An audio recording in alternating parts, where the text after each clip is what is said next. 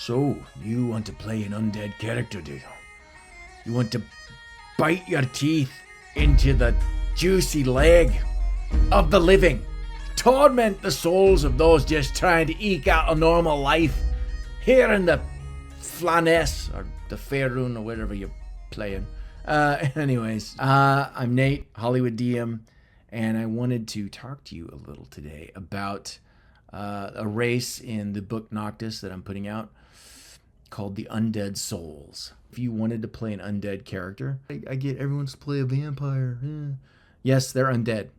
But in some instances, people are like, those are really too powerful. It's pretty crazy. White or some kind of revenant type character in search of revenge, or even just someone that was a party, your favorite character and your other group gets TPK'd and everyone dies. And you're like, oh my God, I really love my character concept. You could then, in turn, change him into an undead soul race. You could choose one of three things. You could choose the Decayed Husk.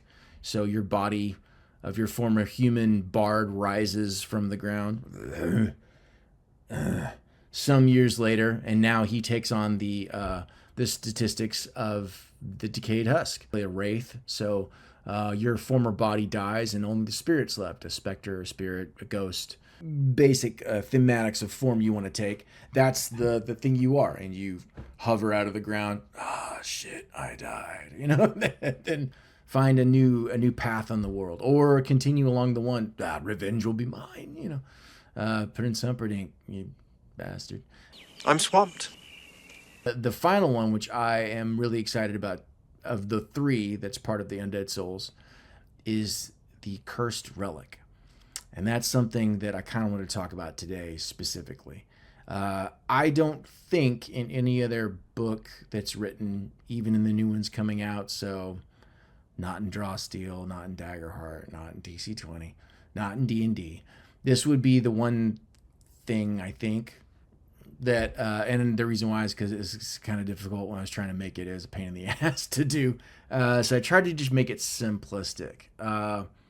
But I think the interesting thing about it is the adaptability, even just roleplay wise, as well as allowing the player the broadest possible spectrum of playability of any other race within the known tabletop community role-playing universe. I'm just going to make that claim now. What?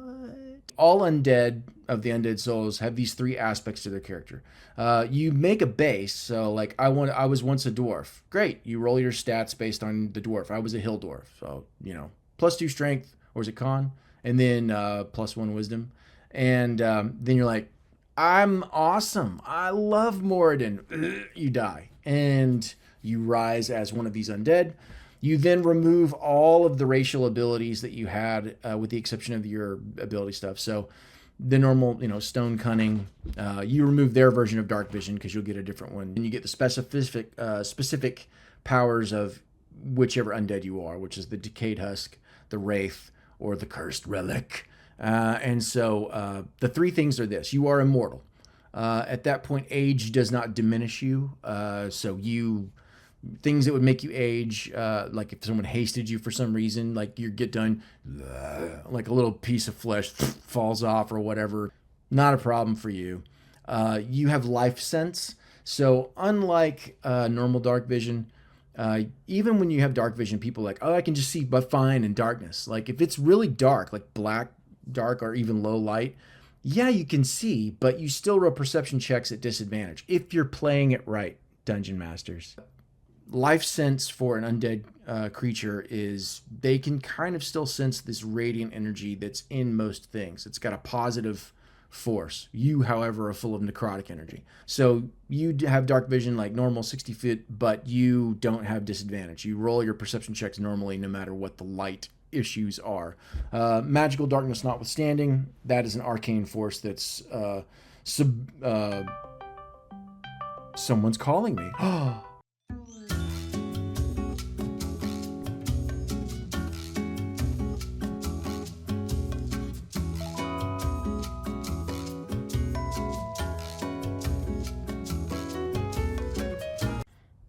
That was my friend. So at any rate, where was I? Undead, base abilities, immortal. Last one is undead resistance. You are resistant to necrotic damage because that is what powers you. It courses through your veins. But you are vulnerable to radiant. A lot of things do radiant in 5e. You're taking a chance. But the wealth of roleplay options, I mean, isn't it worth it? Those are the three things that all undead get, for good or bad. If you are a Cursed Relic, you're the One Ring, right? You're the broken sword that Aragon wields. You're Goemon's blade, if you're into Lupin III. You're the item, have been alive for countless years. As such, you have a host that picks you up, so you're not ambulatory. Imagine just what it's like being the One Ring. All you want to do is just wander the world and sow your oats and, meet these other races of people and maybe put them under your thumb. You don't have thumbs. How horrible. At one point you did, and now you're just a little ring. You just need a fat, pudgy hobbit to pick you up and move you around so that you can talk to people and enslave them. Is that so much to ask? The idea of the Cursed Relic is this. You find a host to pick you up. And you can, as the player, can choose whatever. It doesn't have to be a ring. It could be an earring. It could be a necklace. It could be a headdress, an eye patch. Jarl Axel Bainray is...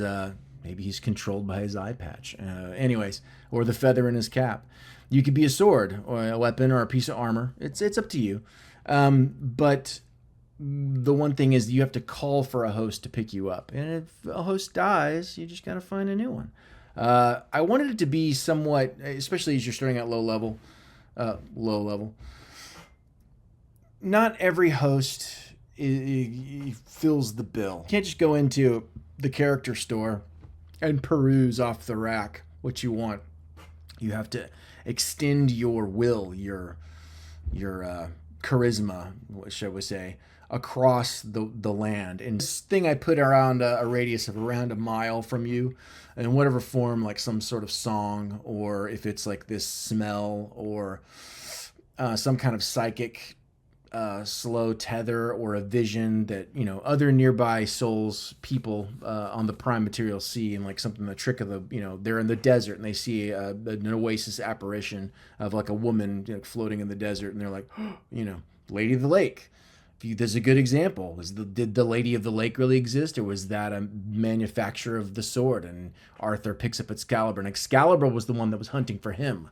At any rate, you can choose either history check, DC 20, or a religion check, DC 20. And you can choose one of the two aspects about your host. You can either choose their class or their alignment. But this is it allows you the spectrum of possible classes. If you are a flippant individual and you like playing different, I want to be a barbarian right now. I want to try and find a barbarian character. The downside is you don't get to choose their morality. So someone that could be kind of an ass picks you up, right? But you do have a host, and you do puppeteer them for the most part, right? It's assumed that fight you win, and you take over their soul, and you're like, you do what I say now. Class or their alignment, but beyond that, a lot of the other things, it opens up negotiation and dialogue with the GM as you guys kind of craft this awesome backstory. And this can happen numerous times as you keep going. And it all dovetails off of the base backstory that you started already as the Cursed Relic. Maybe you were forged by dwarven hands by a lost artificer that was double-crossed. And your soul was input into this thing, and now you're looking for revenge against the mage that stole your life's work, all your blueprints, but he left you there stuck in this item, and you slowly worked your way out. So your first character was a dwarf. He dies. Now you became a human, and then you keep going, a hobbit picked me up. And the idea is you gain knowledge, and backstory grows as time you go, up to your 20th level.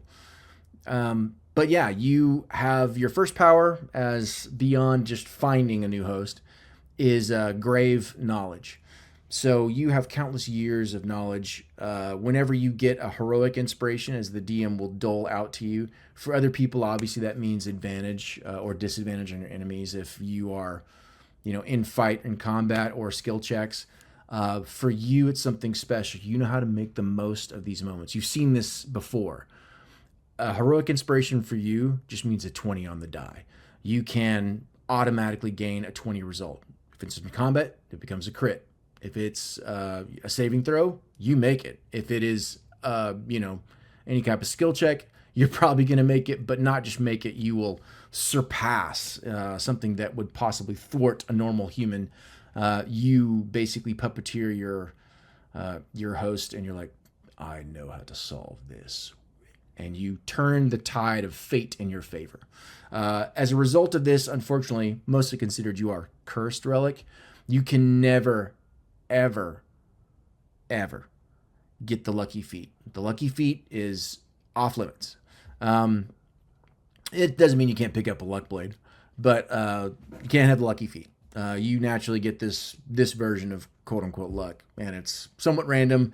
It may annoy the DM, and he may be a little bit more stringent about how he is stingy with handing out heroic inspirations now. Because if he gives it out to the party, like, oh yeah, heroic inspirations. Oh shit, yeah, I'm giving you a crit. Oof, But you're smart and you're wise. Is you have undead authority.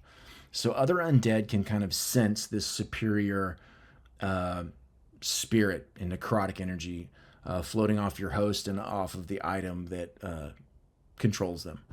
So you can, as many times per day as your wisdom modifier per long rest. Yeah, per day. I said that. You basically, and you use a wisdom modifier to make the DC for this.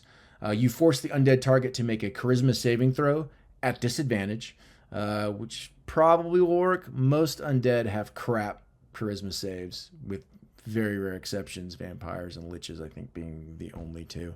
Presence just commands the room.